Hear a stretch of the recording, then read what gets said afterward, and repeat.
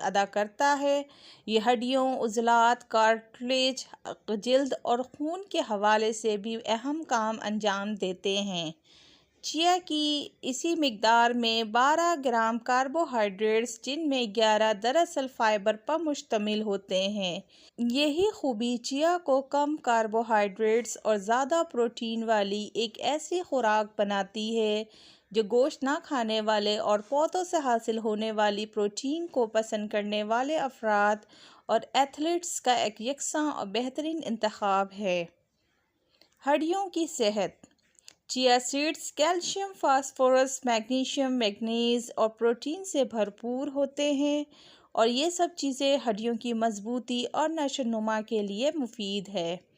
रोज़ाना की बुनियाद पर कैल्शियम की तजवीज़ करदा मिकदार का 18% चिया के सिर्फ 2 चमचों में मौजूद होता है,